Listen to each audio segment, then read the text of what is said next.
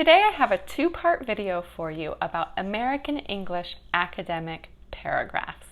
In the first part, I'm going to describe the structure of an American English academic paragraph, and in the second part, I'm going to give you a classroom activity that you can use to practice this structure in class, including a variation in case you're teaching online. So let's get started with the structure of an American English paragraph.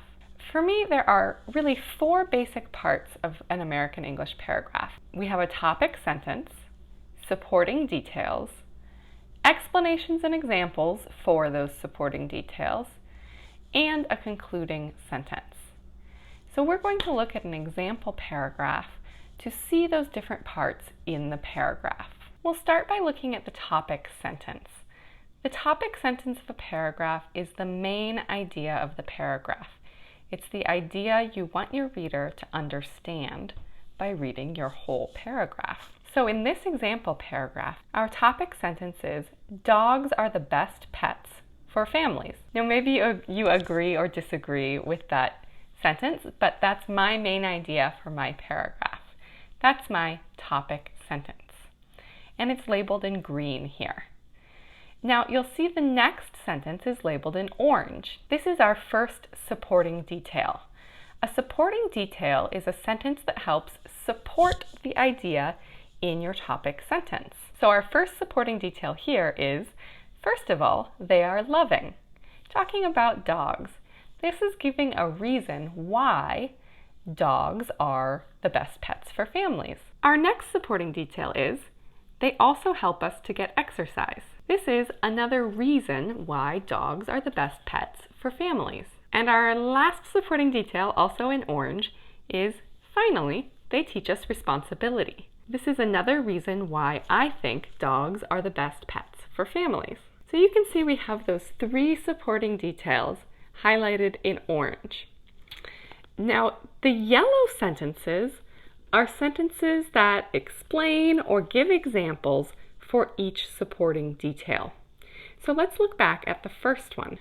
Our first supporting detail was, first of all, they are loving. Our explanations, examples we have are, dogs want to spend time with their family members. They like to protect the people in their house. This is explaining ways that dogs are loving. It's giving more detail about that supporting detail about dogs being loving. All right, let's look at our next supporting detail. They also help us to get exercise. Our yellow sentences are, dogs need to go outside to use the bathroom, so we spend time walking in our neighborhood instead of sitting on the couch. When the dog gets exercise, we get exercise too. This is explaining how dogs help us to get more exercise. And our last supporting detail is, finally, they teach us responsibility. Our explanation and example sentences are, we have to feed the dog every day. We have to think about what the dog needs and take care of it. This is more explanation about what type of responsibility we learn from having a pet dog. So you can see in this paragraph, we have our three supporting details, and for each one, we have more explanation, more examples to explain that supporting detail. And we end the paragraph with a concluding sentence, which is very similar to a topic sentence. It sort of says the main idea of the paragraph again, but in a new way. So our topic sentence for this paragraph was, dogs are the best pets for families. And the concluding sentence is, if I have the chance to choose a pet for my family, I will definitely choose a dog.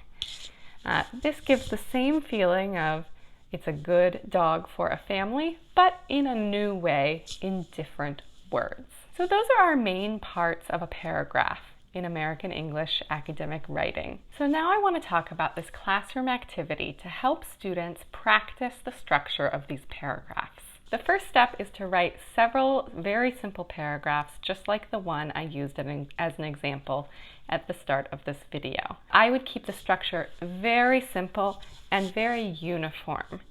Students will learn later that there's more variation, but for right now, we really want to practice that structure.